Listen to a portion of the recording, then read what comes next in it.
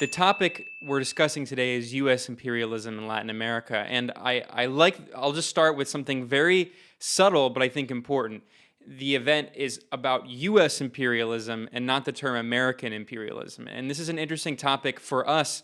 In the United States, we call ourselves Americans, and there very much is this kind of Eurocentric, American exceptionalist mentality that sees the so-called West as a political construct, because there's no reason that Western Europe and the United States should actually be a coherent political bloc. If you just look at pure geopolitics, that doesn't even make sense geopolitically. The reason it's a coherent political bloc over the construction of 300 years of 300 years of U.S. imperialism, this project was integrating the United States into this larger Western bloc of capital. And of course, the United States was founded by European colonialists who came to the modern day Americas in order to colonize the land, steal the resources, and exterminate the indigenous population. At least those they didn't enslave. They also enslaved the indigenous population. So we need to understand that when we're talking about U.S. imperialism, I'm glad we're saying U.S. imperialism, because the idea of the Americas, even as a political project, is rooted within the European colonization of the so-called Americas. This was an entire region, the United States going further south, that was victimized by settler colonialism. And that was different from other forms of European colonialism. I'm not in any way saying that European colonialism was somehow better in some way. I mean, obviously, I don't need to tell you all that there are millions and millions of bodies on the hands of these European colonialists, especially in Africa and the British colonization of South Asia, etc. But when you look at the process of colonization in the Americas, it was distinct. It was a project of settler colonialism, displacing the indigenous population. That's not what the British did in India. The British, they brutalized India. They turned one of the richest countries in the world into one of the poorest countries in the world, and deindustrialized and de-developed India over 200 years, and stole, as the Putniks, these Marxist economists in India, estimate, nearly $50 trillion of wealth from India.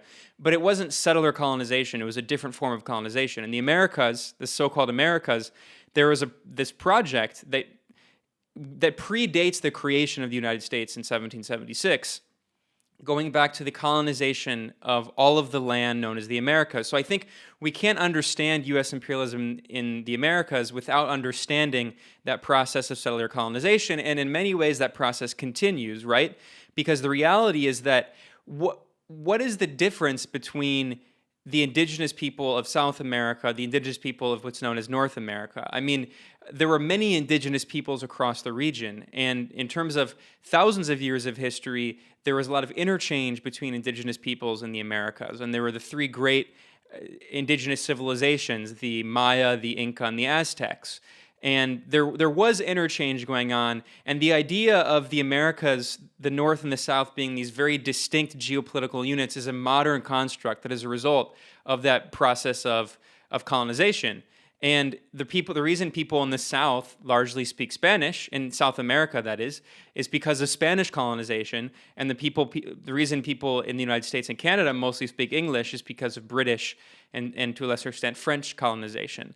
So, of course, understanding that history, we could talk about that for the entire time, but just in a very brief nutshell, I think we have to just keep that in the back of our mind, because when we fast forward to understanding the process of colonization and imperialism today, I think we have to understand it very much as a continuation of that project of colonization.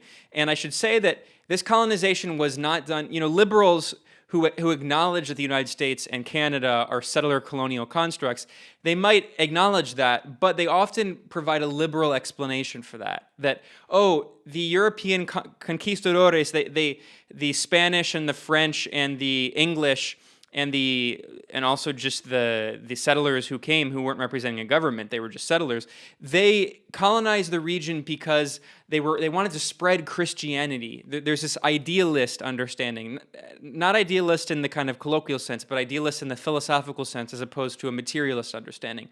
The idea that that the Americas were colonized simply because of an ideology, because of a religion, ignoring the very real material aspect. And the reality is, I mean, if there's a famous quote from Marx in Capital, and I'm paraphrasing here, but this was in 1867 that he published this, and he said that the rosy dawn of capital accumulation was the hunting of black skins in Africa and the entombment of indigenous people in mines in South America. And if when he says the entombment in mines of the indigenous population, of course, he's acknowledging that the process of capital accumulation that led the United States, Canada, and Western Europe to be the richest parts of the world, that was a process of stealing that wealth from the global South, and in the case of South America, mining that wealth.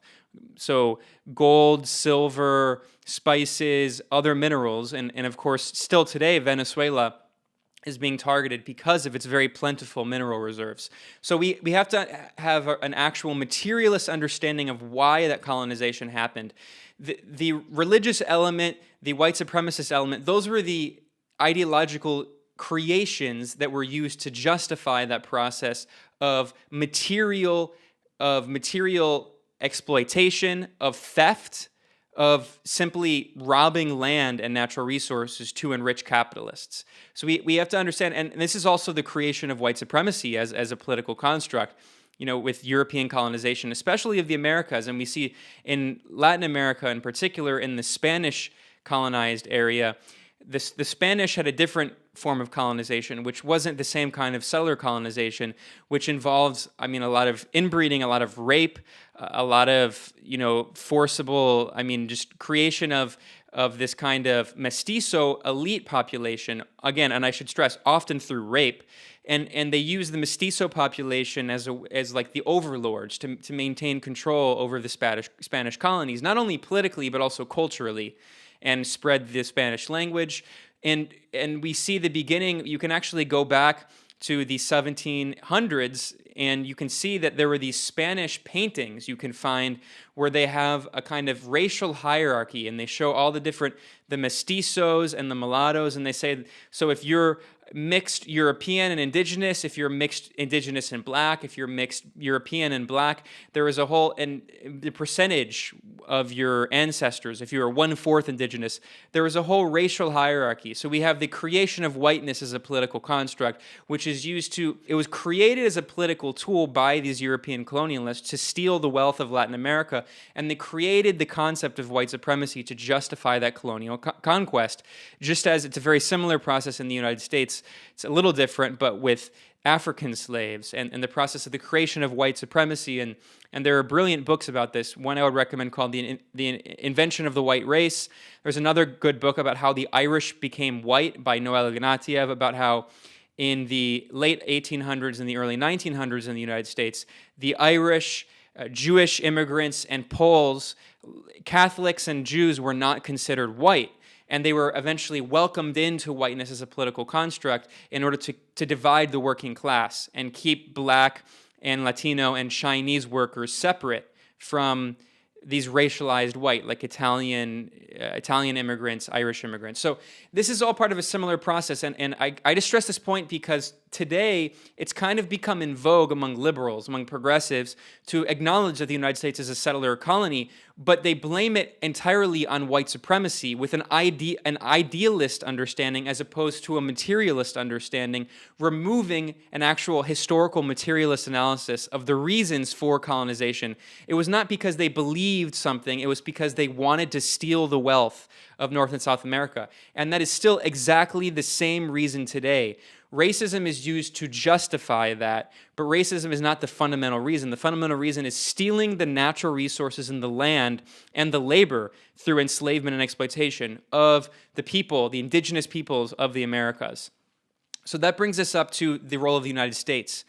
I talked about settler colonization and all of that in the background, and that brings us to 1823. I think when we're talking about U.S. imperialism in Latin America, this is the most fundamental date. There are two really fundamental dates in the 19th century. In 1823, you have James Monroe as a president. And we should keep in mind, talking about this process of settler colonization, this is when the United States as a political project is continuing to expand westward. And in 1823, after a series of revolutionary nationalist bourgeois revolution movements across South America, led by leaders like Simón Bolívar, the great revolutionary, here in Central America, Francisco Morazán, there were a series of revolutionary leaders who had liberal bourgeois revolutions against the European colonial regimes and created republican states. And many of the modern countries we know in South America, including most famously Bolivia, they were created through these revolutionary processes. Bolivia was named after Simón Bolívar. Colombia as a state was created, Venezuela as a state.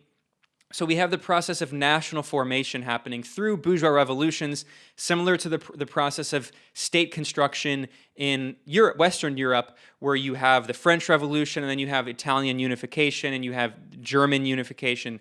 So there's a similar process of state construction. And in 1823, the U.S. government declares Latin America, South America, as its own colonial backyard. It's still language we hear today. In fact, nearly 200 years later, the Monroe Doctrine, this is the doctrine I'm referring to, is still invoked by the U.S. government. In the Trump administration, we have seen at least two different officials, including former National Security Advisor John Bolton and current Secretary of State, the far-right evangelical Secretary of State Mike Pompeo. Both of them have invoked the Monroe Doctrine to refer specifically to the so-called troika of tyranny. Those are the countries that the Trump administration designated as the troika of tyranny. They're the only three remaining socialist governments in Latin America: Cuba, Venezuela, and Nicaragua.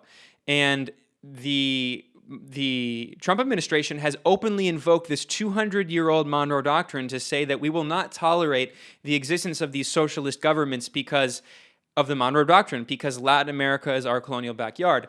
Now, the justification provided for the Monroe Doctrine is interesting, and it's important when we move into this era of the new Cold War we're living in 2020, because we're increasingly seeing that the United States, the reasons it uses for its imperial intervention and interference abroad often change. After the 9/11 attacks, we had the war on terror rhetoric, the fight against this dubious concept of terrorism. Of course, that was always ridiculous. But we're now going back into this era of the new Cold War, after the first Cold War and the destruction, the overthrow of the socialist countries in the Eastern Bloc. And increasingly, when you listen to U.S. government rhetoric from the Pentagon and the State Department, they use this boogeyman of China and Russia, and Chinese and Russian so-called interference in Latin America, by which the United States means bilateral consensual relations between the sovereign states of South America and China and Russia, having favorable trade agreements in the case of Bolivia, in the case of China's role in helping Bolivia try to develop its lithium reserves, and Russia's role in helping to provide military resources and weapons to Venezuela and other countries. The U.S. frequently invokes the Monroe Doctrine and says that Russia and China are interfering in our sphere of influence. And that goes directly back to 1823 to James Monroe, because James Monroe declared the Monroe Doctrine at a time when Western European colonialists were really just kicking their colonization into hyperdrive. Of course, in the 1880s, we had the Berlin Conference, in which the European powers they take out a map and carve up Africa. So there's this period of colonization of every inch of the world. And in the United States, the government decides that they're going to put their foot down and not tolerate European colonial competition. So the Monroe Doctrine was telling the Spanish and the Portuguese specifically, this is our colonial domain, this is our sphere of influence, and we're not going to allow you to operate in our colonial backyard. That's the rhetoric. And that's still the understanding for the past 200 years. That has been the colonial understanding of the United States. I should mention that the Secretary of State who wrote the Monroe Doctrine was John Quincy Adams, the son of John Adams, one of the most famous U.S. presidents. And John Quincy Adams, along with James Monroe, these were people who were they were expansionists. And this is a time when Florida became a state. So in the United States, frequently, there's not this much understanding of of U.S. colonization of the Americas as part of the same project of the construction of the United States as a political entity, because if you look at the map of the United States, it's this contiguous country. It makes sense. It's from the West Coast to the East Coast, from Canada to Mexico. But that was, of course, a process of hundreds of years of colonization. And in the 1800s, there are not 50 states. And also, when we think about the contiguous United States, that's a political construct that ignores Alaska and Hawaii.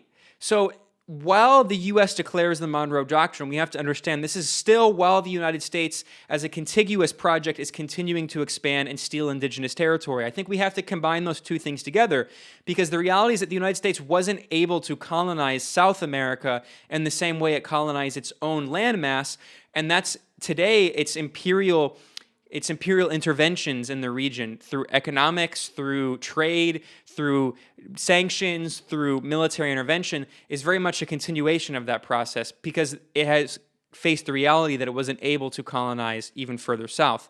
I should mention that another important date after 1823 is 1848, in which the United States has a war of aggression led by the United States against Mexico, and the United States steals nearly half of Mexican territory, including the modern states of California, Arizona, New Mexico.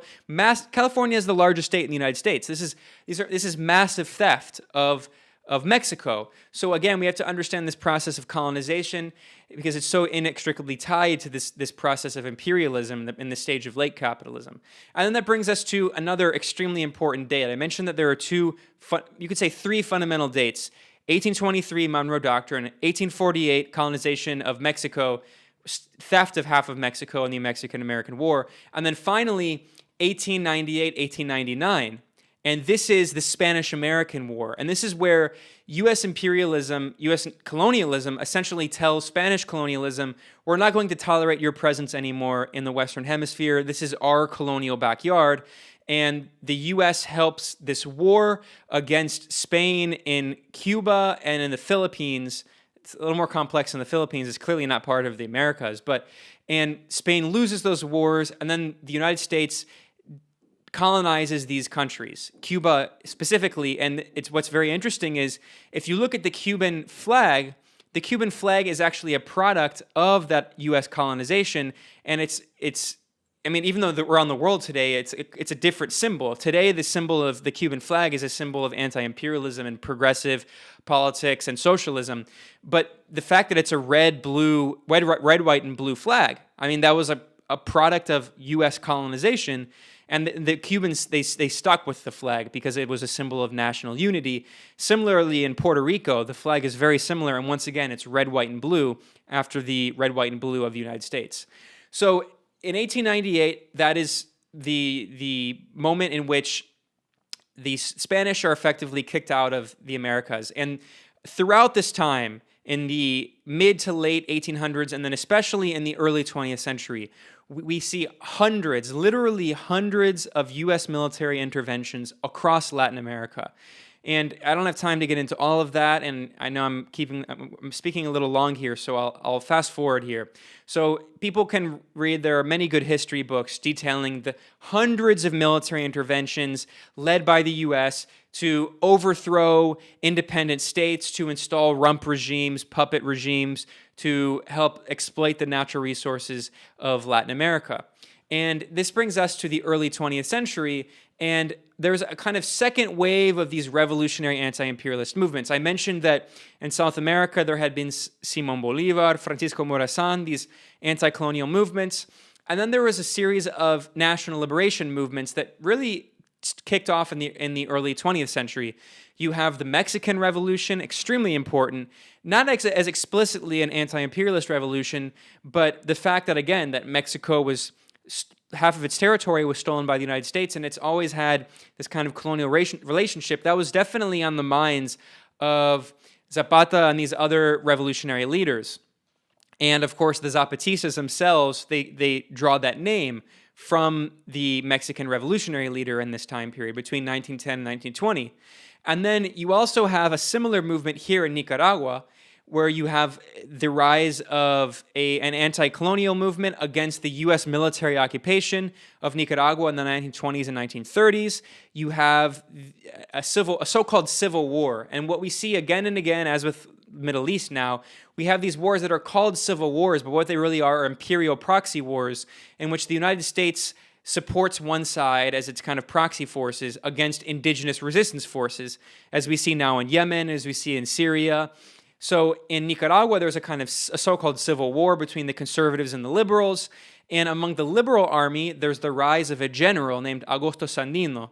And Sandino, after the war, after they successfully win, after the end of the so-called civil war, he continues the war. He refuses to put his weapons down and continues to fight to free his land of the U.S. military forces that are occupying Nicaragua, that were occupying Nicaragua for decades. And he actually does manage to successfully push out the U.S. colonial forces. So there's this period in which we should understand where you have European colonization and you have, especially in the early 20th century, the rise of these national liberation movements. And similarly, there was this process of U.S. colonization of Central and South America, and we see the rise of these national liberation forces. And those are important historically because those names, those namesakes become the revolutionary leaders, the heroes and models that later socialist, Marxist, and other more syncretic leftist movements in the 50s, 60s, and 70s base their struggles off after. So Sandino is killed. He's betrayed by this general who is named, he's the general who actually later controlled Nicaragua, Somoza. It was actually the father of Anastasio Somoza, and that begins the Somoza dynasty. This kind of so there's this phase of kind of neo-colonialism where the United States, its military forces get physically pushed out of the region through national liberation struggles, and they begin this project of trying to forcibly control the region through proxies, through puppet dictatorships like the Somoza dynasty here in Nicaragua. And I should mention that there's an incredible historical irony in this movement of national liberation struggles. In 2009, during the Barack Obama administration, the U.S. backed a military coup against the democratically elected left-wing government in Honduras, to the north of Nicaragua, an extremely poor country, one of the most violent countries in the world. And in Honduras, the president, his name was José Manuel Zelaya.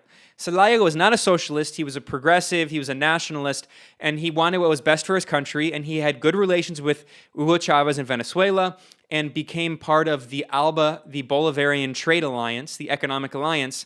And we interviewed him last year, my colleagues and I, at the Gray Zone, on the 10th anniversary of the coup in June in Honduras, and he said explicitly in the interview that John Negroponte, he was an undersecretary of state for the George W. Bush, George Bush Jr. administration, that he threatened him and said, you cannot have relations with Hugo Chavez.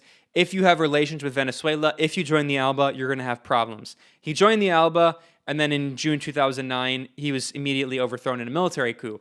Now, that has an immediate historical echo, kind of tying together the phase of modern U.S. imperialism with the moment of like U.S. neocolonialism in the early 20th century, or just frankly colonialism in the early 20th century, in which exactly 100 years before, in 1909, the United States backed another coup to overthrow the progressive nationalist government here in Nicaragua, who was trying to unify Central America, including Honduras, whose name was actually, ironically, José Zelaya. In the 1909, it was José Santos Zelaya, and in Honduras in 2009, it was José Manuel Zelaya. So incredible historical echo. Now, we need to also understand that one of the reasons the U.S. invaded to overthrow José Santos Zelaya is not only because he was a progressive nationalist who wanted to kick out the U.S. colonial forces and unify Central America in a political bloc, but also because he wanted to build a canal going through Nicaragua. And that has been a commonality tying together U.S. colonial conquest of Central America back then and the coup attempt here in Nicaragua in 2018. So fast forwarding now, I'll summarize this part, modern history, because I think you all probably know it better. So this brings us to the Cold War, the first Cold War, and you have the triumph of the Bolshevik Revolution, the rise of revolutionary socialist movements taking power, not only successfully expelling colonial forces, but actually taking state power in numerous countries throughout Eastern Europe, spreading in 1949 in China. And then finally, that brings us to the creation of the Organization of American States. In 1948, at the beginning of the Cold War, right after World War II, the United States convenes an alliance of right-wing anti-communist governments from South America. They convene in Central America. They convene in Bogota, Colombia, which has been the beachhead of U.S. imperialism in Latin America since then. In fact, Hugo Chavez kind of infamously referred to Colombia as the Israel of Latin America. So in 1948, 100 years after the Mexican-American War, the United States creates the Organization of American States, which Fidel Castro, the Cuban revolutionary leader, would famously later refer to as the Yankee Ministry of the Colonies. And of course, these days, the OAS justifies what it does with the canar, with the fig leaf of so-called democracy. But the reality is that when the OAS was created, there were a series of military dictatorships, right-wing anti-communist dictatorships that were founding members, just as with NATO, which was formed around the same time, we should keep in mind, where the U.S. is constructing its imperial blocks, these institutions to unify the West as a political construct, Western imperialism against communism. And we see NATO as a political construct created, and then the OAS created. Both of these institutions have since rebranded as forces of so-called democracy, when the reality is that both of them, including founding fascist dictatorships as founding member states. In the case of NATO, the Portuguese military dictatorship, a fascist dictatorship, was a founding member. So similarly with the OAS. And the OAS becomes this instrument of U.S. imperialism to kind of this neo-colonialism to control Latin America. And then that brings us to the first great socialist revolution in Latin America, in Cuba, in 1959. And there's a revolutionary leader here in Nicaragua from the Sandinista front. He's, I believe they say, the Vice Undersecretary for International Affairs. His name is Carlos Fonseca Terán. He's the son of the martyred founder of the Sandinista front, Carlos Fonseca Amador, who was murdered by the Somoza dictatorship. And Carlos Fonseca Terán, his son, the current leader, when he talks about their vision for the revolutionary process against U.S. imperialism in Latin America, he speaks of three different eras. Now we're in the modern time. 1959, the Cuban Revolution fundamentally shifts. January 1st, 1959. It fundamentally shifts the character of Latin American politics and global politics. And we should keep in mind that when the Cuban Revolution triumphed, it was not an explicitly socialist revolution, or it wasn't an explicitly Marxist. It was socialistic, and it was nationalist, but it was not Marxist.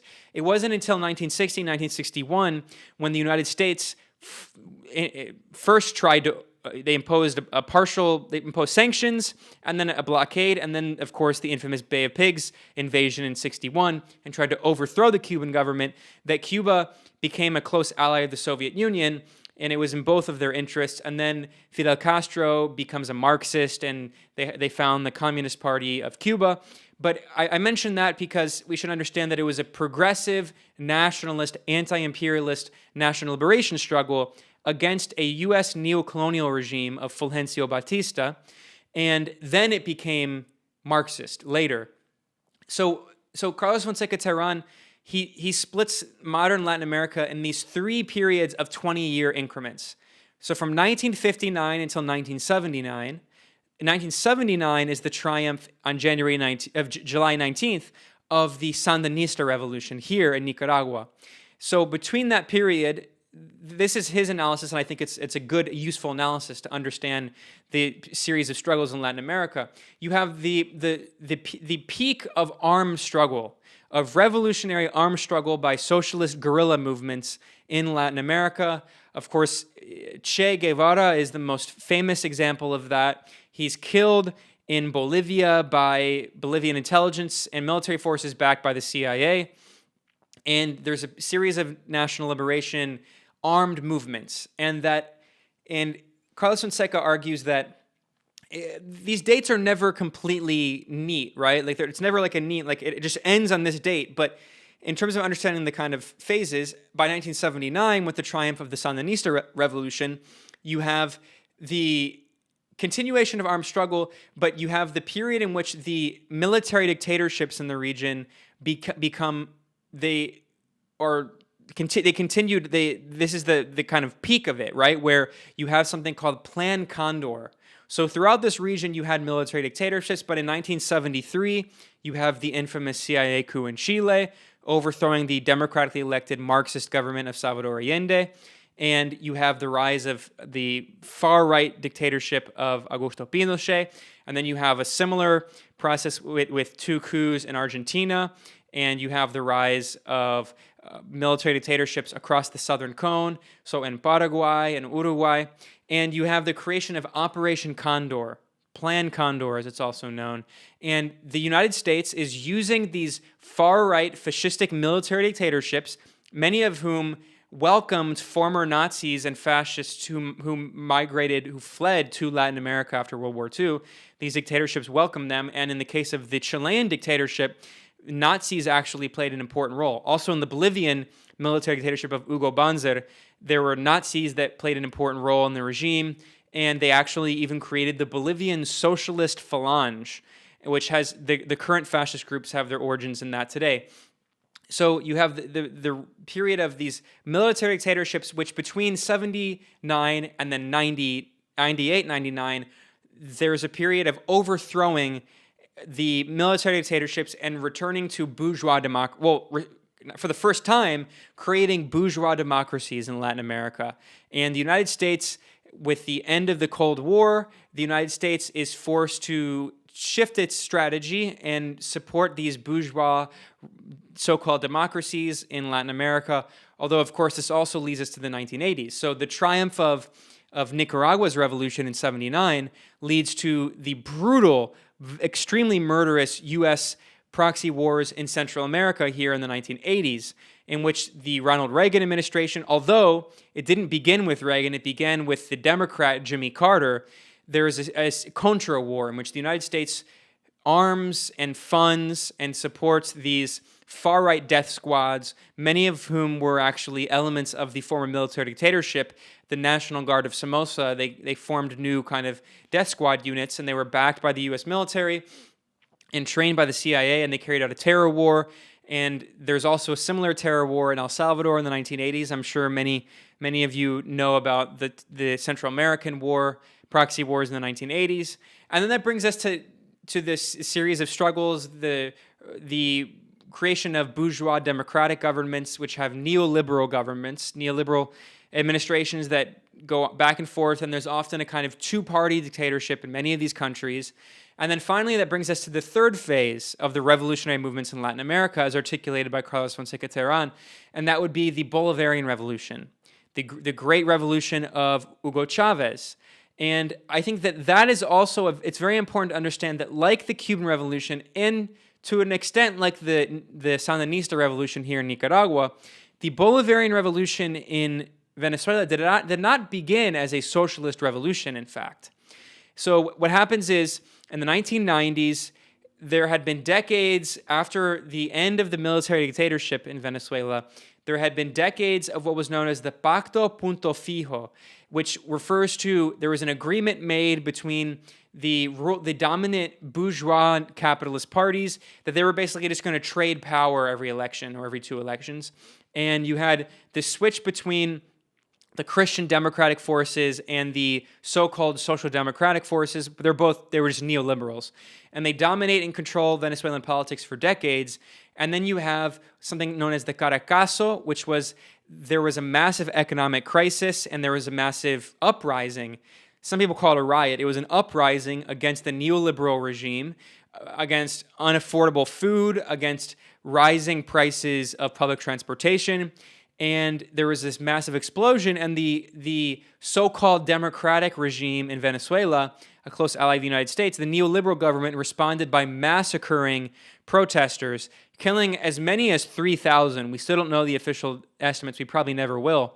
There's a good film produced by the Venezuelan government, by the Bolivarian government, about that. It's called just the Caracazo, and there's English subtitles you can find, I think.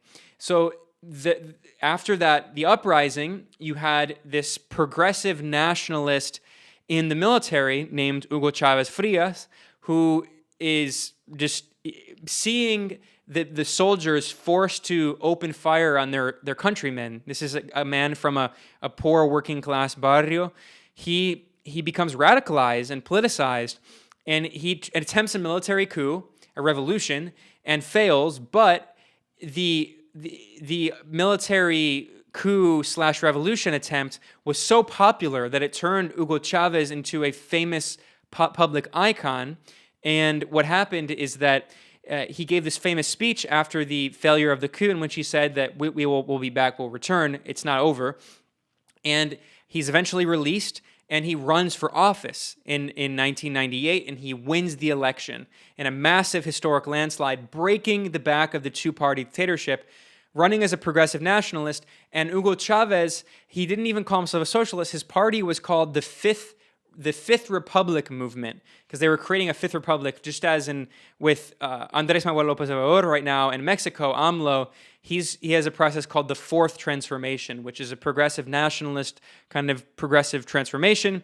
Similarly, Hugo Chavez went through that process. But ironically, just as the U.S. attempt to overthrow the revolutionary Cuban nationalist government, the anti-imperialist government, it actually radicalized the Cuban Revolution and turned it Marxist by the Bay of Pigs invasion and the blockade. Similarly, it was the U.S. imperial intervention to try to overthrow the progressive revolutionary nationalist government in Venezuela that radicalized the Bolivarian Revolution and turned it into a socialist project. So we see this historical echo that as much as the U.S. tries to recolonize Latin America and control the region through these imperialist interventions, in many ways it actually helps further radicalize the revolutionary forces. We've seen that in the past several years with the Workers' Party in Brazil. When Lula came into power, I'll talk about that in a second, and I'll conclude so I go to your questions. When Lula came into power in Brazil, he was a progressive, a nationalist, but not a socialist, and it was actually the process of the soft coup against the Workers' Party backed by the United States, led by the U.S. Justice Department, and the recolonization of Brazil, the installation of the Bolsonaro regime that radicalized the Workers' Party of Brazil and Lula and Dilma and turned them into revolutionary socialists. I mean, it's complicated for Dilma because she actually had been a revolutionary socialist. She was a guerrilla. But in the case of Lula, it made the Workers' Party even more revolutionary. So the point I'm saying is that when we look at U.S. imperialism in Latin America, it's a dialectical process, just as there are certainly many examples of U.S. imperialism successfully overthrowing progressive governments and installing right-wing dictatorships and regimes. There are many examples of that. You know, Guatemala in 1954, Chile in 1973, and Honduras in 2009. There are so many examples. But there are also examples of U.S. imperialism failing and further radicalizing the revolution. So what happens is that in 2006, Hugo Chavez gives a famous speech declaring socialism in the 21st century as his political mission. And that's the new phase that we're in right now for Latin America. So we saw, I mentioned in terms of U.S. imperialism, we have the phase of colonization of the Americas in the 1800s. And then we have the phase in the 1900s of this kind of colonization through military occupation and then creation of kind of colonial rump regimes that are representing U.S. interests. And then the U.S. military forces are forced out of Latin America. And then in the mid-1900s, you have the creation of these kind of proxy regimes that there's not a physical military occupation by the U.S., but you have a proxy regime. And then that finally leads to the process of toward the end of the 1900s and the success of these revolutions and the creation of bourgeois democracies and the neoliberal era. And then finally, the early 20th century and the creation of socialism in the 21st century. So finally, I'll just spend a few minutes here talking about that, and then we can have more of a discussion. So socialism in the 21st century, that's the movement that's really used more often in Latin America. Now, what it's known as in English, even though this phrase isn't really used in Spanish, is the pink tide. And what happens is, for the first time in its modern history, since European colonization of the Americas in the 1600s, we see that in Venezuela and in Bolivia and in Ecuador and in Brazil and in Argentina, you have democratically elected left-wing governments come into power. And U.S. imperialism is in a crisis at this moment because, of course, you have 9/11 and you have the so-called War on Terror, and the shift of the focus of U.S. imperialism kind of shifts to the Middle East once again. I mean, the U.S., of course, had been involved in supporting these kind of neo-colonial projects in the Middle East. That's absolutely true, with the Gulf regimes, with many military coups there, with the famous CIA coup in Iran in 1953. But with 9/11, with the war in Iraq, with the war in Afghanistan, which is technically South Asia, but the Middle East and South Asia, the U.S. kind of moves its imperial focus toward the Middle East. And of course, the U.S. is still supporting these reactionary right-wing forces across Latin America, but there's a little room to breathe for Latin America. And for the first time in its modern history, there are free and fair elections that are finally allowed. And surprise, surprise, when there are free and fair elections, they elect the left. They elect not necessarily socialist, but revolutionary, progressive nationalist forces that are anti-imperialist. And you have the rise of these movements. So you have Argentina and you have Kirchner there. And Kirchner was the kind of more to the right of people like Hugo Chavez, but he was a progressive and anti-imperialist. And then you have Rafael Correa in Ecuador. You have one of the most revolutionary of them all, Evo Morales in Bolivia. And then you have Pepe Mujica in Uruguay, one of the more social democratic leaders. You have Michelle Bachelet in Chile, who is definitely the most right-wing of all of them, the worst of the progressive leaders in the pink tide. But in Chile, having a kind of center-left leader is something very new in Chilean modern history. And what happens is that these governments not only take power, but they also unify. And that is what really scares the United States and the U.S. imperial core more than anything else, is Latin American unity through regional institutions, not just politically. So you have the creation of things like CARICOM, which is this block of Latin American and Caribbean countries. You have UNASUR, which is a creation of a political bloc like United Nations for South America. And then even more important than that, you have the creation of Mercosur and the creation of the ALBA. The ALBA stands for the Bolivarian Alliance. This was it stands for the Bolivarian Alliance, free trade for the people of the Americas, or something to that effect. And the creation of a new economic bloc that would challenge U.S. capital. Because the reality is that U.S. capital kind of allowed some of these social democratic forces to come into power as long as they weren't challenging frontally U.S. capital. But what happens is that you have these progressive governments that start at the beginning, they kind of allow U.S. capital to operate, but then U.S. capital it's similar to a process we see with Mexico now. At the beginning, U.S. capital wasn't too scared of Andrés Manuel López Obrador in Mexico because he's a progressive, he's not a socialist, he's anti-neoliberal, but he's not talking about expropriating the means of production and natural resources. But as the revolutionary movement becomes more revolutionary and moves further left, capital begins to fight the state. And there are coup attempts, and then what happens is there's a dialectical process of radicalization, and then there's expropriation, and then Hugo Chavez, after the 2002 coup backed by the United States in April, the United States, the Bush administration, overthrows Hugo Chavez, the elected president, and installs Pedro Carmona, who was an unknown right-wing neoliberal head of the Chamber of Commerce, who immediately moves to push neoliberal reforms. And the people of Venezuela, they loved Hugo Chavez so much that they just filled the streets and rose up against the coup regime.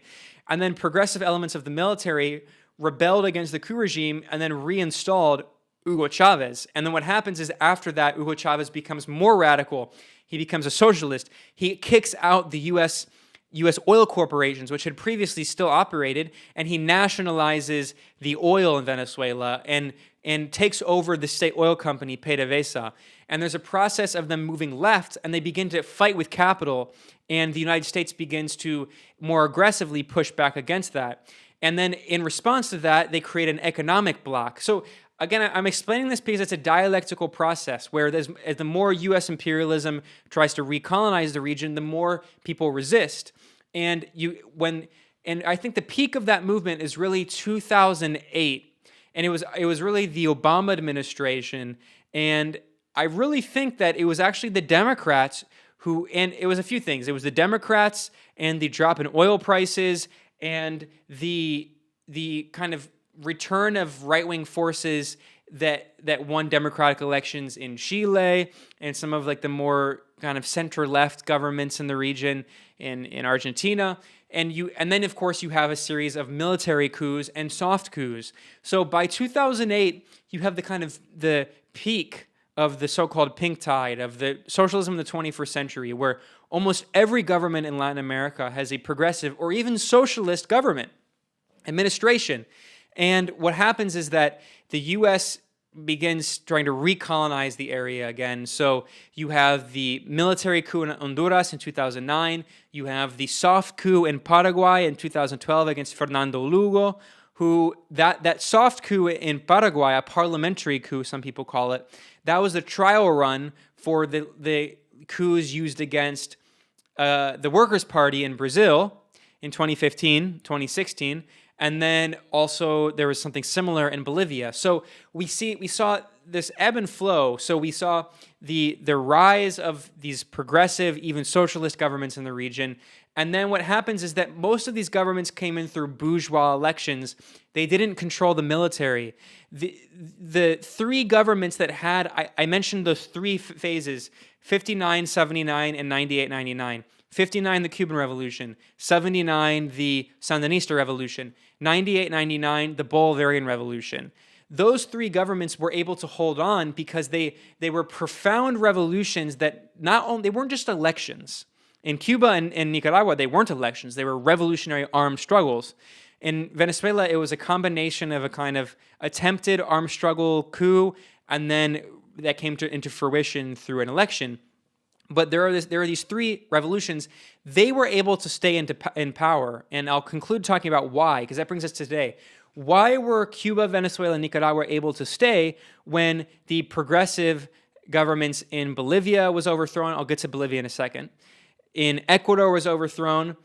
In Argentina, they never really had a super left wing, but they had a progressive. These governments, the reason they were not able to stay into power at least in that short-term period, was because they never controlled the state in the same way. They never were able to complete a revolution in the same way that Cuba, Nicaragua, and Venezuela were able to, because they won bourgeois elections. So this brings us to, I mentioned the Obama administration.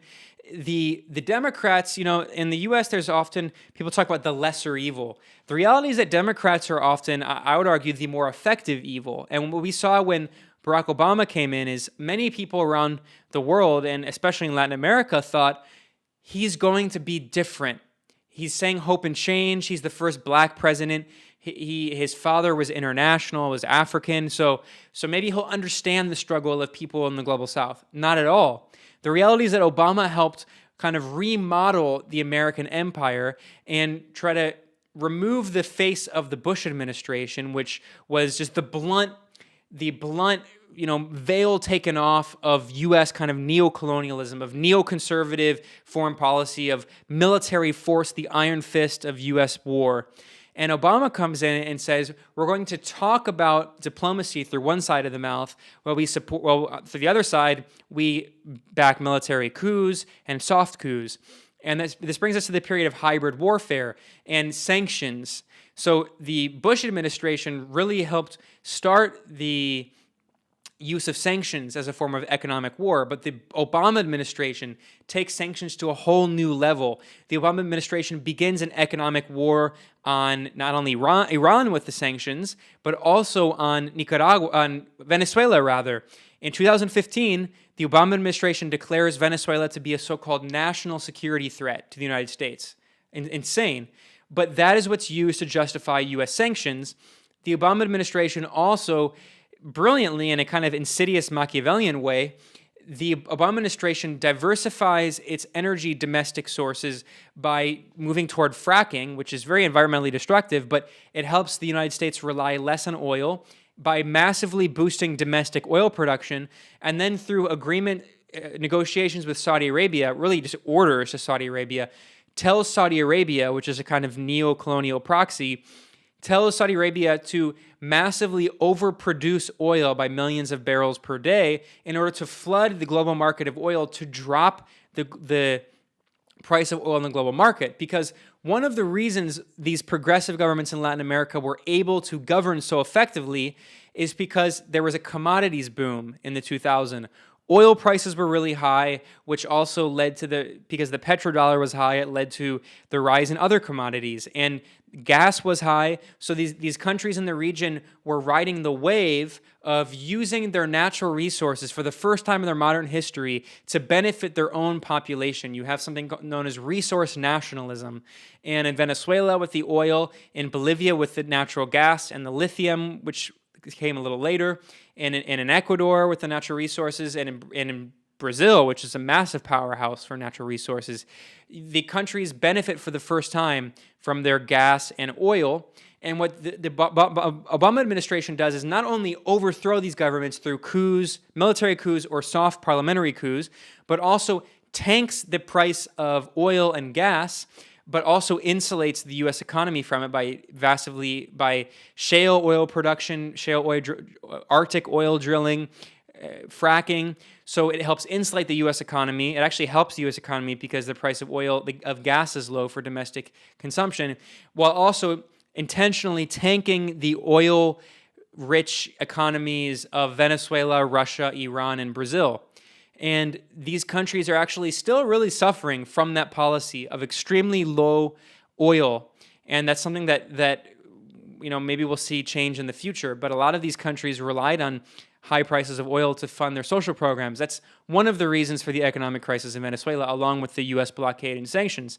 So then finally, fast forwarding to the last few years of the Trump administration, I mentioned that the Obama administration helped. It was more effective. It was a more effective evil in that the Obama administration understood that the blunt military kind of force and neo-colonialism of the Bush era, that isn't as strategic. Instead, the U.S. will support comprador right-wing forces and use economic sanctions and use proxy forces, parliamentary coups, anti-corruption efforts that are just lawfare, as we saw in Brazil. So claiming to support anti-corruption efforts that are actually just a form of legal warfare or lawfare to destabilize elected governments, which the Department of Justice did against the Workers' Party government in Brazil, and other forms of what we would call hybrid warfare, economic war, cyber war, information war, legal war.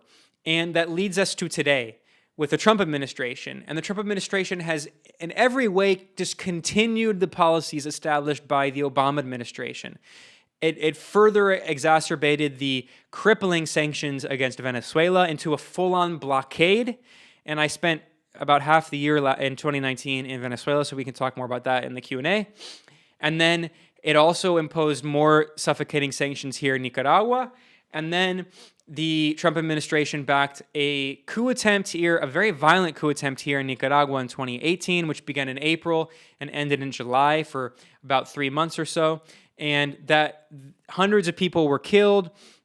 Many of them Sandinistas. It was about half and half the casualties on each side, but there were these far-right forces that were trying to kill the police forces and the soldiers, these golpistas who were using mortar cannons and bombs, and they created these series of barricades, which were modeled after the coup attempts in Venezuela in 2014 and 2017. So after Hugo Chavez died in 2013, there was a move in the Obama administration, a move toward a new hybrid war with a coup attempt inside Venezuela through the support of what are called guarimbas.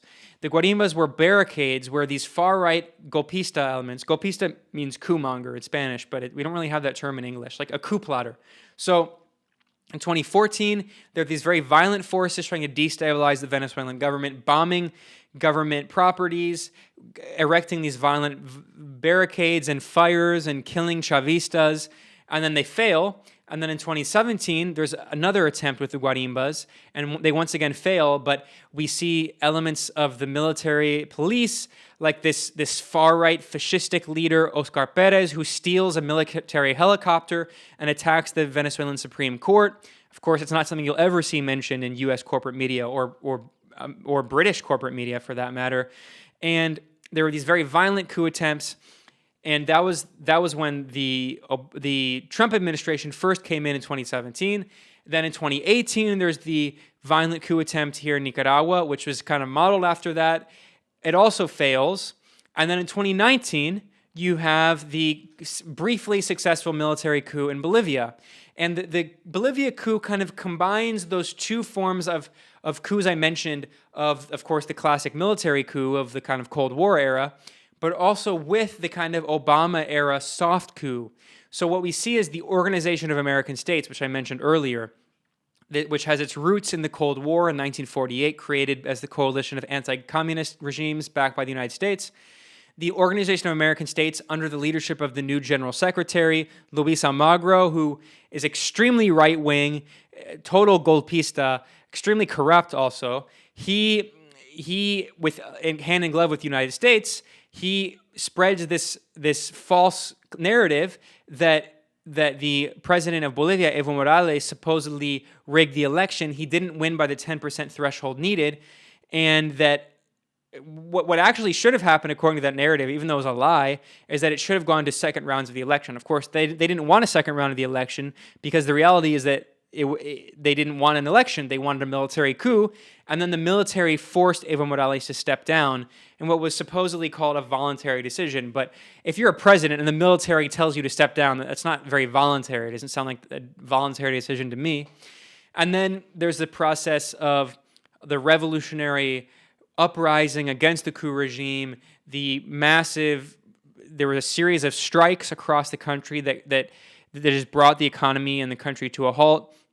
And then finally, this brings us to October with the overwhelming victory of the movement towards socialism party. So finally, here we are in 2020, and I think that we're in an interesting historical moment, because in terms of U.S. imperialism, everything I spelled out there, all of the ebbs and flows, I actually think we're back at a moment that is kind of where the progressive left-wing forces in Latin America are on the rise once again. And it shows that as much as U.S. imperialism tries to recolonize Latin America, it can't, because the reality is that it's no longer the 1800s. The people of Latin America are well organized. Revolutionary movements have significant power. In some countries, state power, deep into the state, not just through bourgeois elections, but in the case of Cuba, Nicaragua, and Venezuela, they have institutional power through the state to further push the revolution and to help the vast majority of the people against the small 5% of the population that are the elite oligarch neo-colonial class.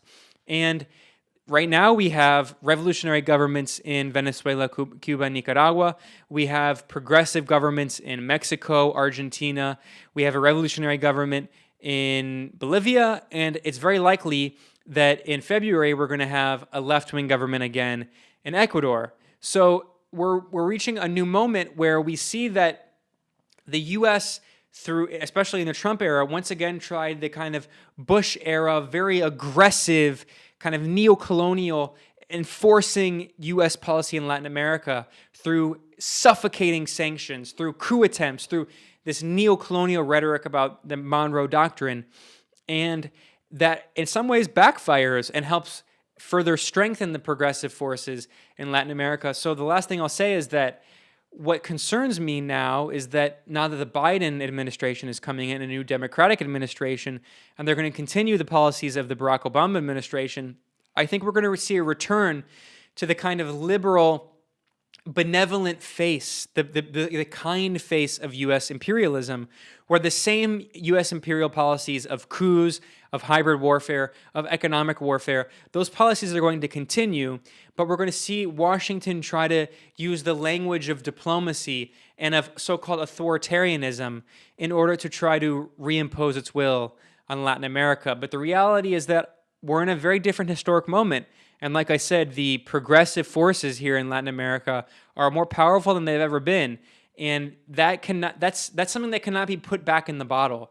The progressive forces in Latin America have really woken up. And I think that for South America and to a lesser extent Central America, the future looks pretty optimistic for the left and for progressive forces and for the majority of the working class. While at the same time, of course, in the imperial core, the far right is on the rise in all these countries. And you could say that perhaps there's a kind of political irony there where while there is political conflict and crisis in the imperial core, that weakens the ability of the empire to wreak havoc abroad and actually open space for people in the global south to exercise their own democratic rights. So I'll conclude my rant there. I mean, that actually ended up going longer than I anticipated, sorry, but I think that was like a really broad overview of the different phases of U.S. colonialism and neocolonialism and imperialism in Latin America, really from the founding of the United States to today. Thank you, Ben. That was extremely comprehensive. More claps, but it's weird over Zoom.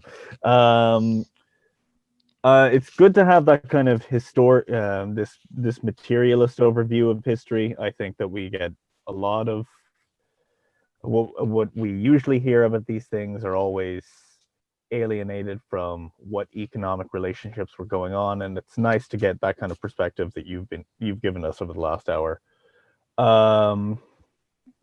I guess we'll open it up to a Q&A. Although I will be self-indulgent and give myself the first question. Just touching off at the end of your speech, you mentioned the rise of the pink tide again. And I guess what I wanted to ask about is that countries like Mexico, you have AMLO who's come in. What kind of moves can Mexico make to get away from the United States? Because it seems extremely limited. There's a lot of, while on the one hand, there's a lot more progressive economic policies from what I've noticed, the Mexico still has to cooperate with the United States in a number of ways, and the federales still operate to be the US's henchmen on the Guatemalan border, if I've got my geography right. So yeah, what are your thoughts? Well, great question. So Mexico's tricky because the reality is that I think what you just said is absolutely right, that for the Mexican left, their hands are very much tied, not only because of simply geopolitics, because the empire, and I'll say, brief aside, in Latin America, what's something very interesting is that when people talk about the U.S. empire, they just call it the empire, el imperio.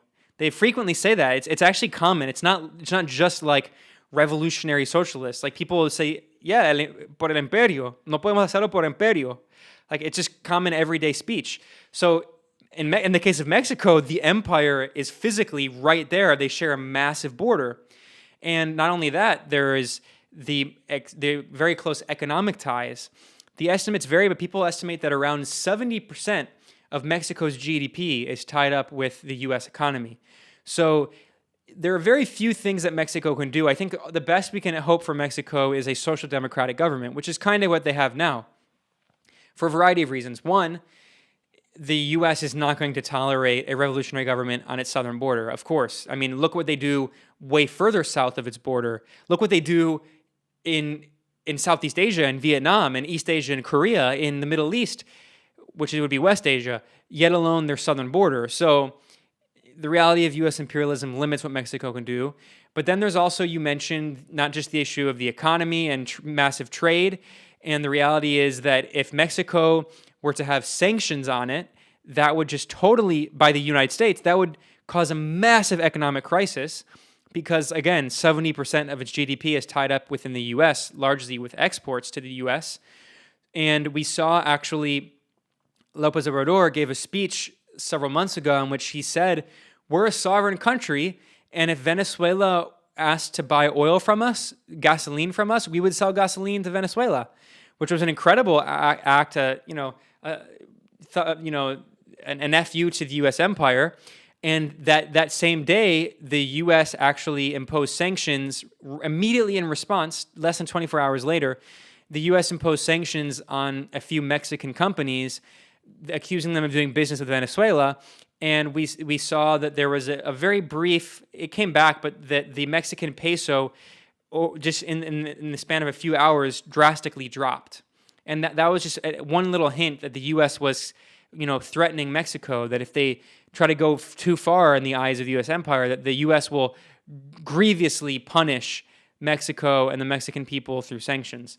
And then there's finally the issue of the drug cartels. And the reality is that they have a lot of power in Mexico. The Mexican state is very weak. There are a lot of these countries in Latin America, the state is very weak. But in Mexico, it's such a huge country. It shares such a massive border with the United States. And the U.S. has fostered the rise of these far-right kind of death squad forces. We can't separate, I think, the wars in Central America in the 1980s from drug trafficking. We have to understand what the CIA strategy was. It goes back to the CIA war, the war in the Vietnam, and not just in Vietnam, but in the kind of heroin triangle. It's called that because of the United States, where the United States, the CIA used heroin money to fund its covert death squads and covert wars in Vietnam, Cambodia, and Laos. And then, of course, there was a flood of heroin in the region. So the CIA has its budget, what's on the books, right? But then it has a much larger black budget. We don't really know what it is for all these black ops. And the CIA uses drug money and arms trafficking and organized crime to support those projects. And that goes back to Vietnam, and it goes to the 1980s in Central America. So in Vietnam, there were all these U.S. soldiers who came home addicted to dope, to heroin, because there was such a flood of CIA heroin in the region. And similarly, in the 1980s, the CIA used cocaine trafficking to fund the death squads in Nicaragua and El Salvador. And what do they do with all that? You have a massive amount of cocaine because they're using all this cocaine to fund the Contras off the books. Of course, the Contras stand for the counter-revolutionaries in Nicaragua and El Salvador. So what the CIA does is they flood communities across the region with drugs, especially, by the way, Los Angeles and black communities and poor communities in the United States, which leads to a massive epidemic of crack cocaine. And then what happens is that right-wing forces, including not just Republicans, but right-wing Democrats, like so-called tough-on-crime Democrats like Joe Biden, who made his name on the crime bill and crime legislation, they use the crack cocaine epidemic as a political reason to crack down and to become politicians. And so we see the kind of domestic repercussions of that process. And similarly, in the region, we see also with Colombia, of course, with the paramilitary forces, which are used by the United States and Colombia to wage a protracted proxy war against the revolutionary guerrillas of the FARC, which is largely demilitarized now, and the ELN, the National Liberation Army. These progressive revolutionary socialist guerrillas, the drug cartels help to fund the paramilitary forces in Colombia to prevent the left from ever taking power in Colombia and maintaining the kind of narco right-wing dictatorship in Colombia. And there was a very similar process in Mexico, which is very much linked to that. Now, Mexico is a massive country, so as much as the United States tries to control it, it's such a big country that Mexico it has its own kind of domestic bourgeoisie. It has its own domestic power base, which is quite powerful. But the reality is that they only control certain parts of the country, and there are certain states in Mexico that are really controlled by the drug cartels. And when you look at I mean, I could talk about this forever, but I'll just conclude by saying, look, we now know that the Zetas are one of the most feared drug cartels in Mexico. Absolutely just terrifying. The reality is that they're like the Al Qaeda Contras in Syria. That they're the equivalent. And in what parts of the world are people regularly beheaded? In Syria, in the territory controlled by the so-called moderate rebels, so Idlib, Syria, controlled by Jabhat al-Nusra, Al Qaeda, and ISIS, and in Raqqa it was controlled by ISIS. And then where else in the world? In Colombia and Mexico, where leftists, where social movement activists, where campesino organizers, where labor organizers are beheaded by the narco death squads. I mean, they're basically, in their respective historical context, they're the same political phenomenon of the Contra death squads in the Middle East and the Contra death squads in South Asia and the Contra death squads in Latin America. And the reality is that through the process of this kind of U.S. neo-colonial war in Latin America, toward the end of the Cold War, Mexico had a progressive movement of the PRI, which, the PRI is complicated, but they became totally neoliberal in the 1980s. And then if you just look, I mean, Mexico had a more nationalist progressive tradition. Mexico had a stronger central state. But by the 1980s, 90s, and 2000s, and especially with Felipe Calderón, the right-wing president of the PAN, who they kind of ended the one-party dictatorship of the PRI, the institutional revolutionary party in Mexico, and the rise of the even more right-wing. I mean, the PRI became neoliberal, but then you had the even more right-wing forces that just embraced U.S. imperialism, the comprador class of the PAN and Felipe Calderón, and then the declaration of the war on drugs, which was another way for the U.S. to kind of help reassert more kind of neo-colonial control over the Mexican state. I think Mexico is in a process right now of trying to rebuild the kind of Cold War era progressive nationalist state that wasn't totally independent from the U.S., but also wasn't a total proxy of the U.S. like it was from the 80s until recently. And anyway, finally I was going to say that, but we know that part of the destabilization of that nationalist process it's really a process of state formation, that Mexico was not allowed to go through the total process of state formation like other bourgeois democracies and other imperial countries because it was always partially colonized, and Mexico is still partially colonized.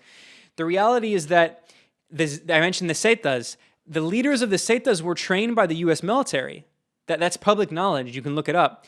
And also we know that the drug cartels that control El Salvador, they were all formed in the United States, and then the Bill Clinton administration deported them en masse from Los Angeles to El Salvador, where they kind of started taking over El Salvador. And so the reality is that many of these narco forces are actually products of U.S. imperialism, and that doesn't necessarily mean that they follow orders from the United States, but what it means is that they serve U.S. imperial interests by weakening states that could challenge the U.S. empire in the region. Excellent. That was again very comprehensive. So who's asking? So Ben, I was wondering, why does UN foreign policy favor, let's say, Europe, like a white majority country, rather than, let's say, South America or Africa? The United States is willing to make peace, go out of its way to make peace in Europe, in Northern Ireland, in Estonia, Latvia, and all the former Yugoslavian countries. But it won't help the Hispanic community. It won't help the African American community. The African American community, I think, is 20 over 100,000. The homicide rate at the height of the Troubles was 20 over 100,000. So very similar homicide rate. But Northern Ireland is at peace now because of American foreign policy. But the American institution won't help its non-white citizens, but it's will go out of its way to help white populations in Estonia and former Yugoslavia bring peace troops and make sure the region is peaceful. But won't do the same for Africa or South America. It'll cause conflict in those two regions. I was just wondering, is there a particular reason for that? That's a really good question, and I'll keep it short. I mean, I mentioned earlier there's a brilliant book by Noel Ignatieff called How the Irish Became White, about that process of the construction of whiteness as a political project. That it's not that culture. It's like the base and superstructure argument, right? Liberals often flip it and they think that the superstructure is the base and not vice versa. But the reality is that it's not because there's like some culture. I mean, the cultural unity is a factor, but it's not because there's like this white race that is all unified. The whole idea of whiteness is a political project. I mean, so there's an interesting example. If you just look at simply like facial features or like the like how white someone's skin is, there are many parts of the world where people are lighter skinned but are not considered white. Parts of North Africa, parts of the Levant, of Palestine and Syria, people are much more light-skinned. People even have sometimes very light eyes. In parts of the Southern Cone countries, like Argentina, because of Italian immigration, even in parts of East Asia, people are very light-skinned, but they're not considered white because they have not been allowed to assimilate into whiteness as a political construct, because the reason that whiteness was created as a political construct was because of the European colonial project beginning in Western Europe and then colonizing North America and the creation of this kind of political bloc. And I would say NATO is a key element of that. So what's interesting is, where do Eastern Europeans fit into that?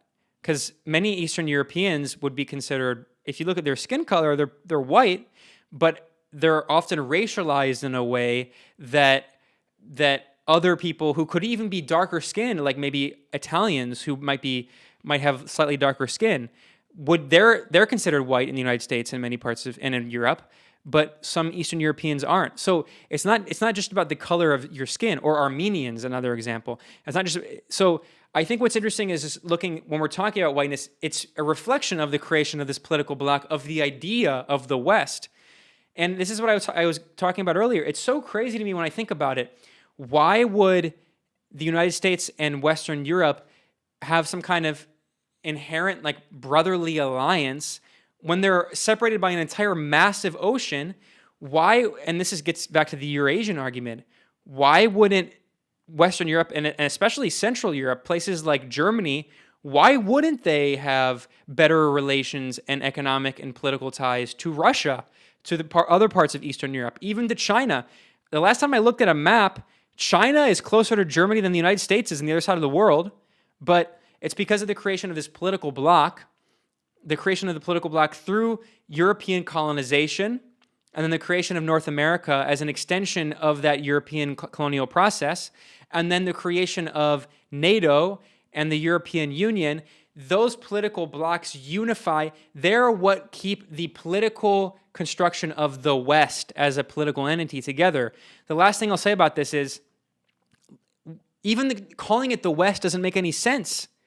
I'm in Nicaragua. Nicaragua is part of the West, technically, if you look at a map, geographically, but it's not part of the West because the West doesn't refer to a geographic location, just as whiteness doesn't refer to a skin color. It's a political construct. The West refers to Western Europe and North America because it's a political project of imperialism. Good stuff. Cool. Josh, yeah. So during the Obama years, there was a massive expansion of U.S. military bases, especially in Africa, and Ireland unofficially because of the takeover of Shannon Airport. So just wondering, what's the spread? What's the number or the concentration of U.S. the actual bases, as opposed to the covert bases across Latin America? My understanding is that the spread again during the Obama years. And just for Josh, I see there's at least one question in the chat zone there. You mightn't have seen, Josh, but just basically U.S. bases across South America and Latin America. That's a really good question. When it comes to AFRICOM, I'm definitely not an expert, but I would recommend that there are some really good articles, especially this website called Tom Dispatch, which is one of the only websites left that still does investigative journalism. And they have some really good reports on AFRICOM, because it's not really covered that much, and it's something new.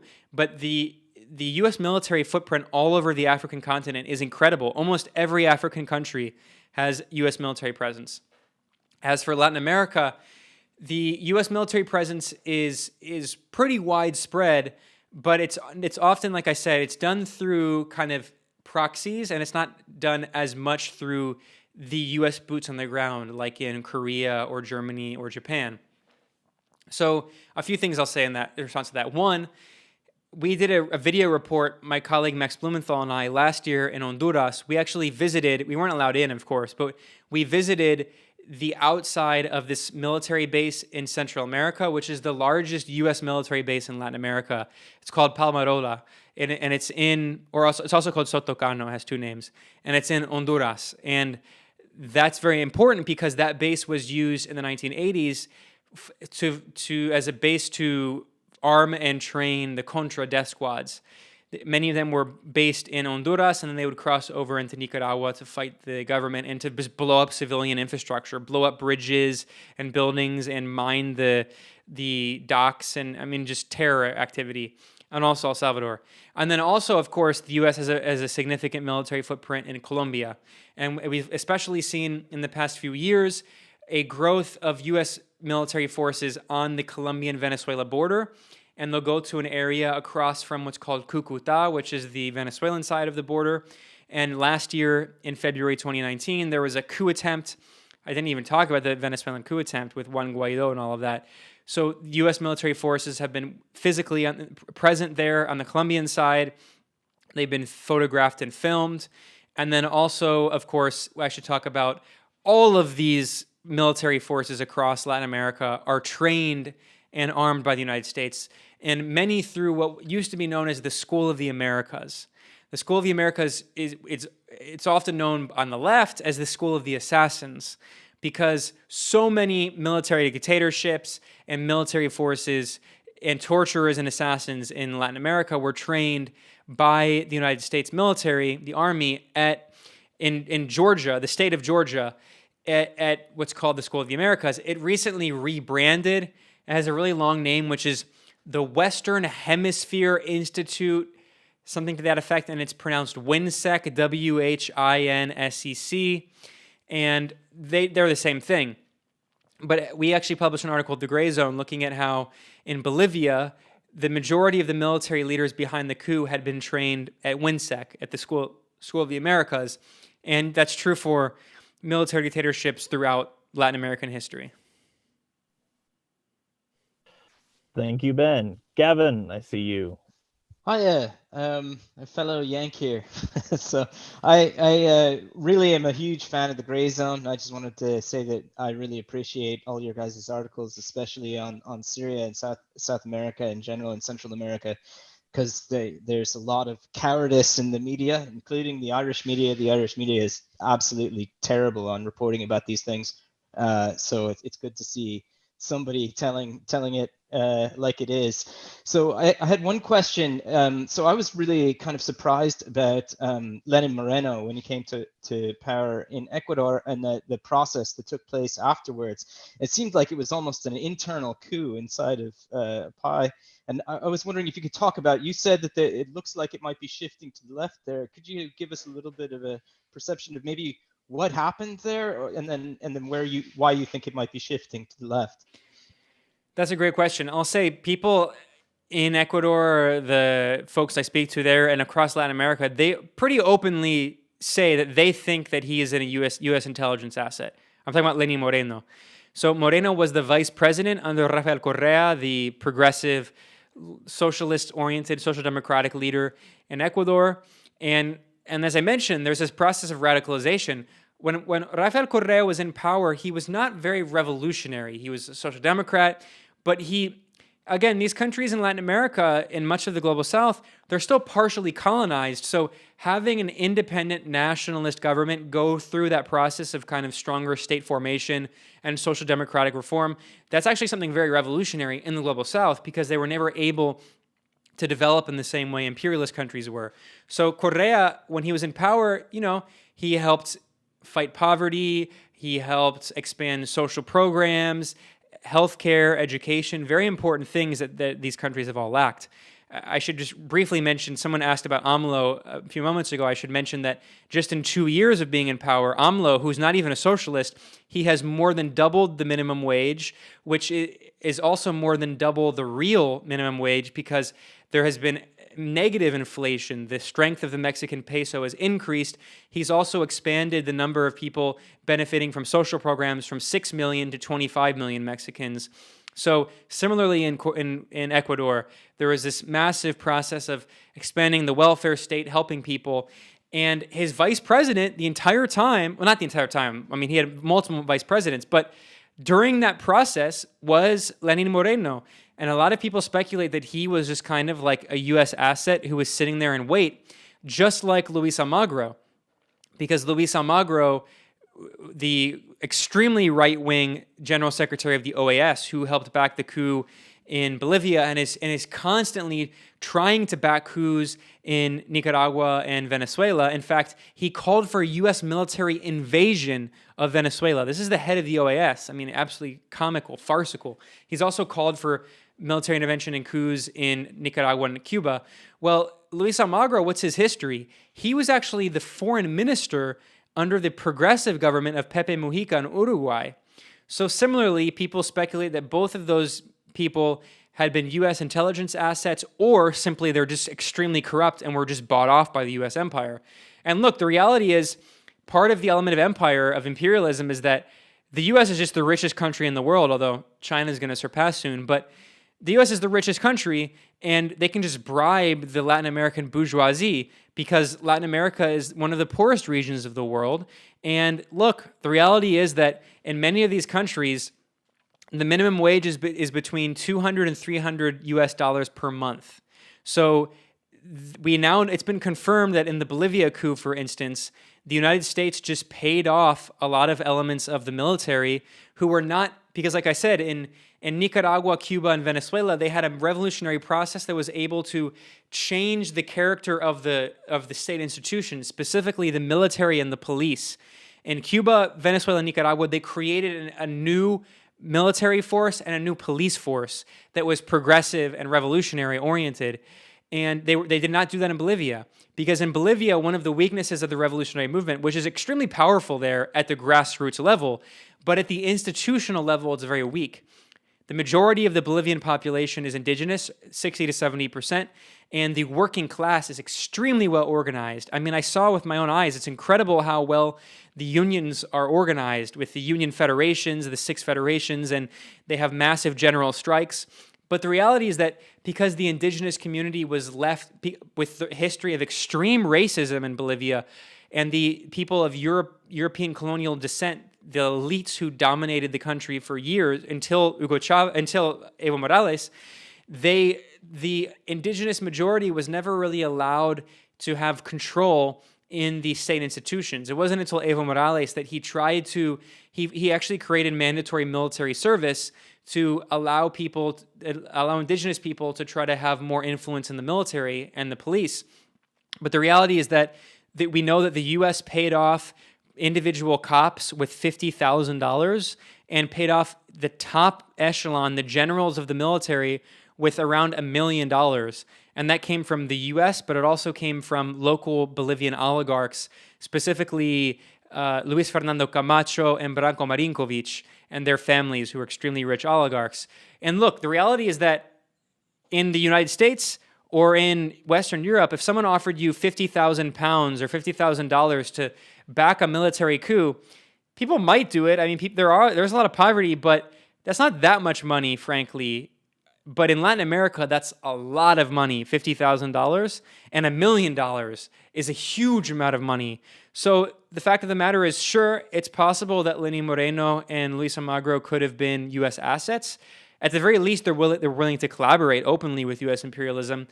But there could be a simpler answer, and that's that people in Latin America, the majority of people are very poor. And if you don't have that revolutionary ideology, not just a socialist ideology, like I said, but even more importantly, a nationalist ideology against U.S. imperialism, it's very easy to bribe people, even so-called progressives. Thank you, Ben. Now we have some questions in the chat that I'll read out and hopefully we can get through. So, question for Ben. You briefly mentioned the role of Russia and China have played in South America. Could you expand on what role both countries are playing at the moment and how that interacts with the Cold War against China, if it does? Thank you. This is a great question. I'll keep it short, even though I know I keep saying that, but I could talk about this for the entire time too, but this is extremely important. Russia has very good relations with a lot of left-wing countries in Latin America because of historical reasons.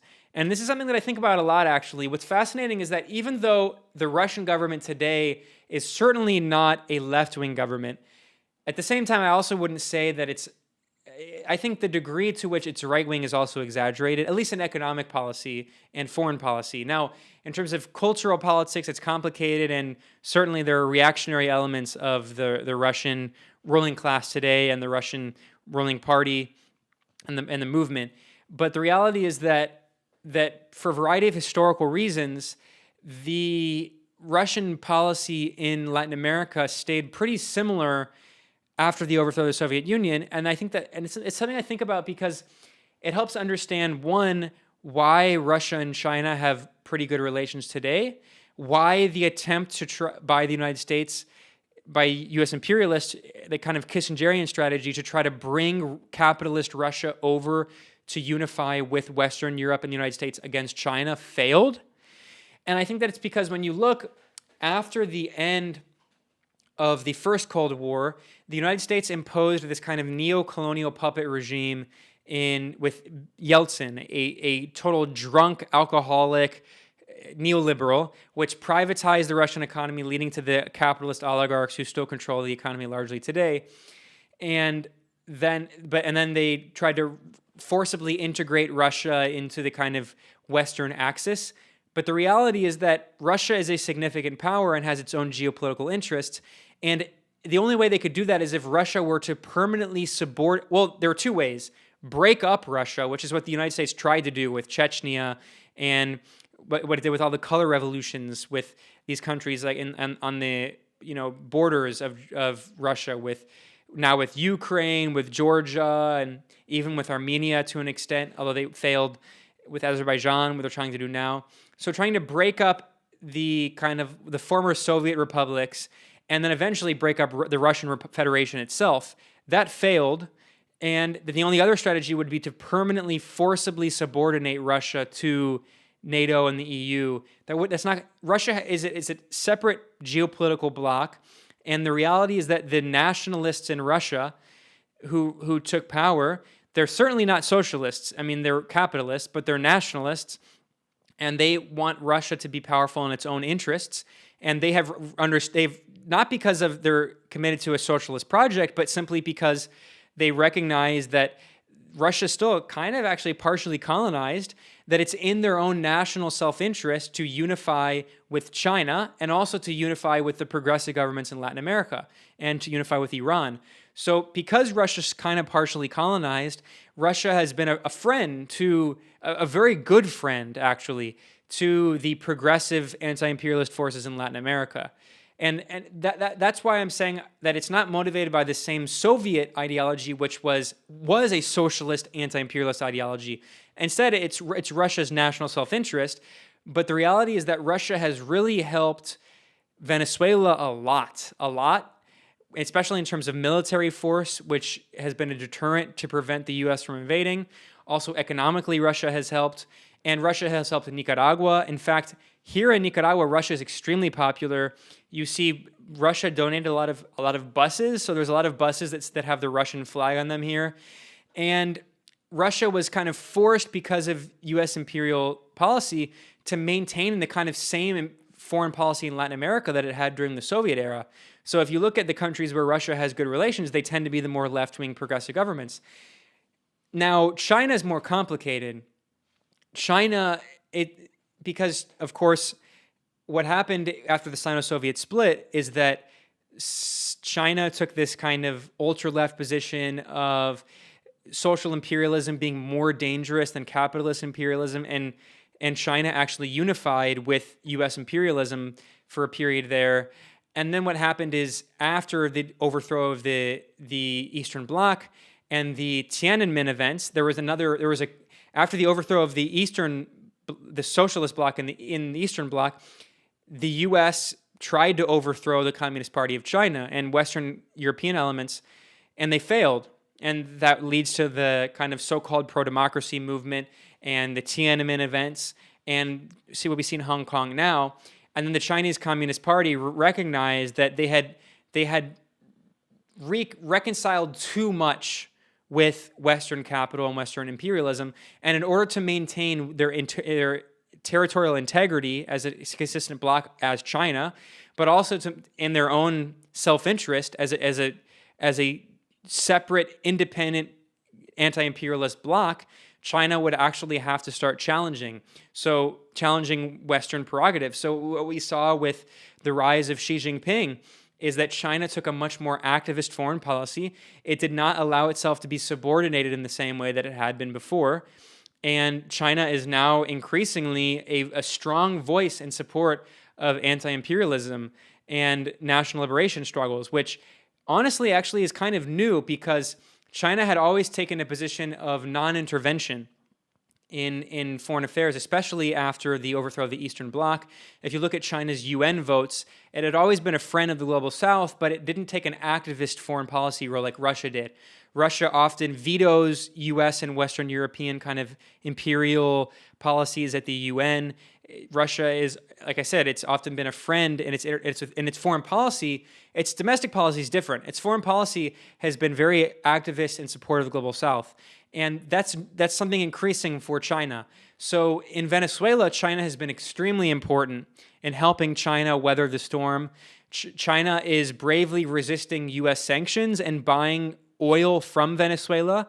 So there's been a lot of secondary sanctions against the United States because the U.S. empire, it sees itself as the emperor of the planet and says that no country, not only can it unilaterally impose sanctions on a country like Venezuela, but it can impose secondary sanctions on any country that does business with Venezuela. So it's imposing all these sanctions on China, but China is continuing to do business with Venezuela. In fact, Venezuela is now listing its oil in the Chinese yuan. So China and Russia are working together with the Shanghai Cooperation Organization to try to break the monopoly of the US dollar as the de facto global currency reserve, and specifically the US petrodollar.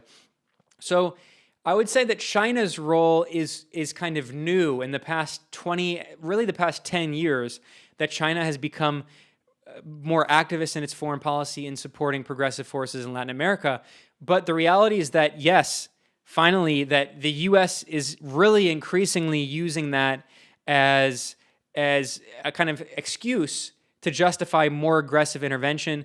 I've written some articles looking at what U.S. Strategic Command and U.S. Southern Command, the elements of the U.S. military, they're expanding their military presence in Latin America. And if you listen to their rhetoric, they say, China and Russia are in our hemisphere. So they always say, our hemisphere. Again, we see the invocation of the Monroe Doctrine, the idea that the Western Hemisphere belongs to Uncle Sam. And the reality is that, like I said, in military ways, Russia has helped, but China's involvement in Latin America is mostly infrastructure development, like in other parts of Asia and in Africa. And the reality is that over hundreds of years of U.S. and Western European colonialism and imperial conquest, they have not developed these countries in the South because they actually haven't, they don't want to develop them. They want to underdevelop them or even de-develop them because they want to keep these countries in the global South subservient to their own colonial interests and neocolonial and imperial interests, because that's how they can maximize the extraction of capital and the exploitation of labor in these regions. China's relationship is fundamentally different. China is actually helping to develop infrastructure and to develop these countries in a way that the United States has never done. And so that's the so-called threat to U.S. imperialism, and that's why the U.S. is increasingly trying to prevent countries in Latin America from having relations with China and Russia. Excellent. Now we've got one more question in the chat. So Considering how the US has managed to weaponize oil and commodity prices to cripple social democratic / socialist governments, would a transition from fossil fuels to renewable energy, in addition to combating environmental degradation, also help undermine Washington's economic influence in Latin America / peripheral countries? This is a really good question, and I think this is a really kind of central contradiction to think about in going forward for the entire world with the climate catastrophe we're living through and climate change. I'll say this is definitely not my expertise. I have some thoughts on it, but I'll recommend a friend and comrade of mine who's brilliant on this topic named Max Ajl. That's spelled Max A-J-L.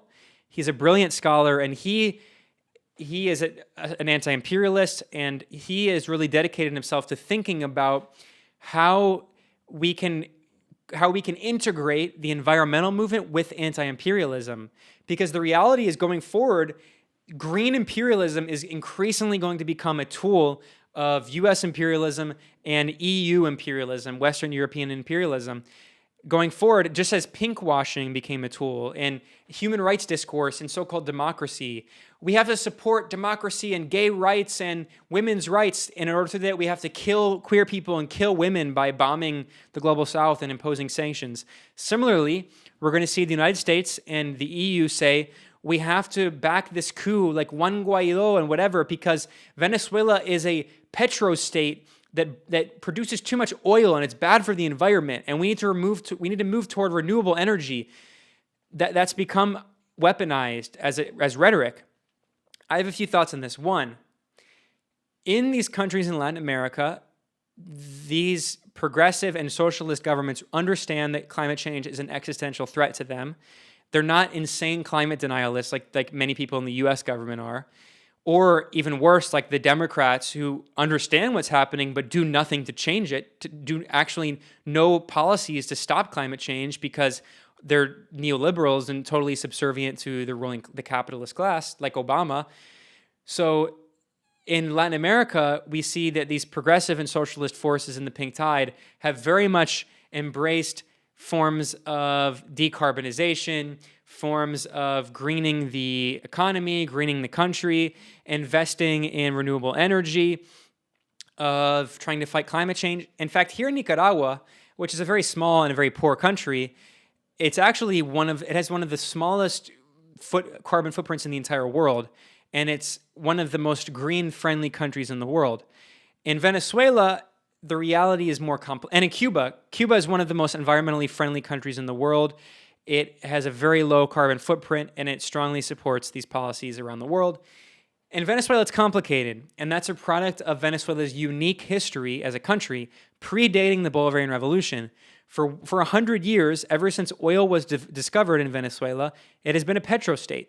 And that's a problem, and it's a good thing and it's a bad thing. It's something that led to the economic crisis.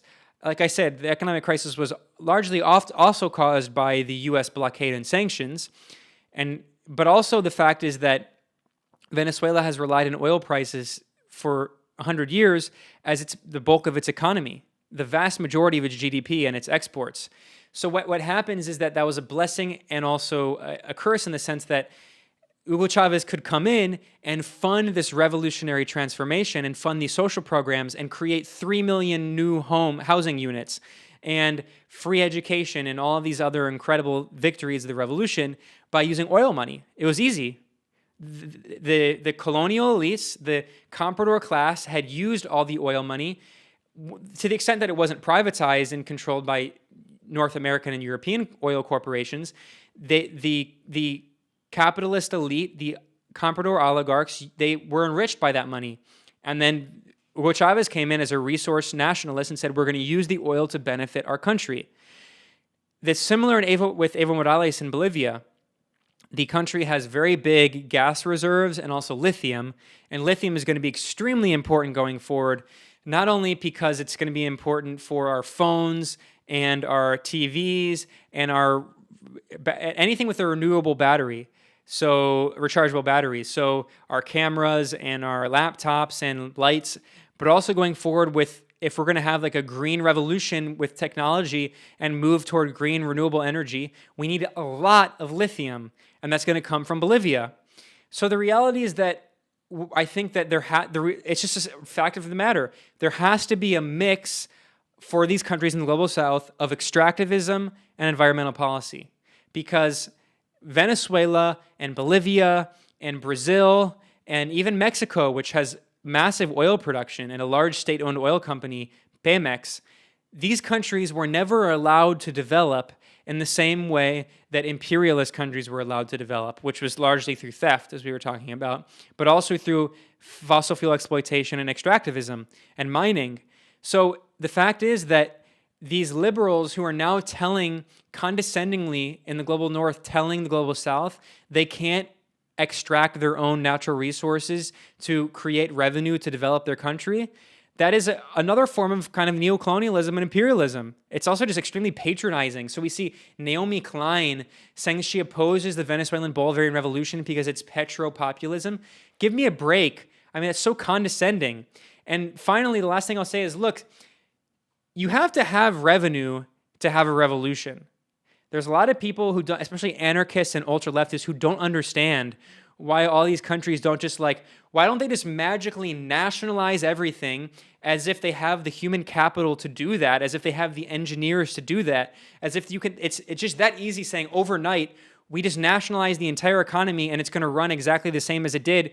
Not thinking about capital flight, of human brain drain, which has been very big, of all the engineers leaving the country. And the fact of the matter is that they often don't have the technical expertise to be able to develop the lithium industry and the gas industry and the oil industry and all of these things. Actually, Russia and China have been helping in that department.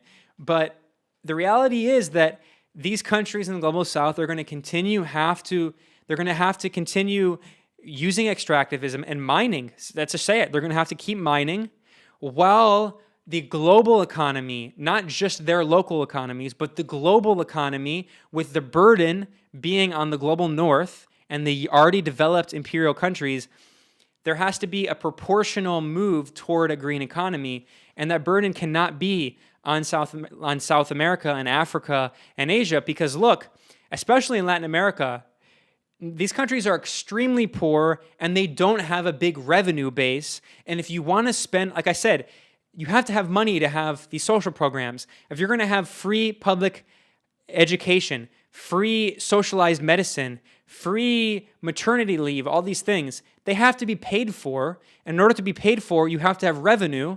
And the United States can print dollars. Latin America can't. Latin America has to have revenue, and it has to be through natural resources until they develop their economy, because in many of these countries, in Mexico, in Central America, and to a lesser extent, parts of South America, the majority of the country still lives in the informal sector. They don't have paychecks. So in order to make money, they have to work in the streets and they have to sell their labor, like old school style working class. They're not part of like the industrialized bourgeoisie in the same way that has a paycheck. And among those that do, the government can't extract that much revenue because people are so poor. So in places like Bolivia and Venezuela, resource extraction is by far the largest source of revenue funding the revolution. That's a reality. So again, there has to be, I totally support a movement toward renewable energy. It needs to be done because of climate change, but it has to be done where the burden is placed on the industrialized imperial core, and the global south has to have a mix of extractivism to develop its country with a move toward renewable energy. Well, Ben, that was a fantastic talk this evening. I think obviously these conversations over Zoom are quite awkward, and you don't really get a perception of how much, of what the audience thinks. But I think everyone was very well engaged. I'll speak on behalf of everyone and say that it was splendid, and that Naomi Klein quip had me in stitches for about 2 minutes. So, it worked. Oh, man, and I was trying to be polite tonight. There are so many other people I could have name dropped, but I'll leave it at that. Wonderful. But Yeah, I'm glad that we had you on, and I hope to have you on again. I mean, because obviously you're happy to talk, and we're more than happy to listen. So, yeah, at that, thank you very much, and have a good evening, everyone, and you too, most of all, Ben. No, thank you all so much. I'm sorry for going pretty long, but as you can tell, I'm a little passionate about all this stuff, and I think that, you know, even for our comrades across the ocean over there in Western Europe, Latin America is extremely important, not just because of the role of Western European governments in supporting these imperial policies, but also for the left. I mean, around the world, Latin America is really, I think, a beacon of hope for the left, and there's so many lessons we can learn from for how the left can take power and can govern. Absolutely. All right. Well, thanks everyone, and hope you all have a good night.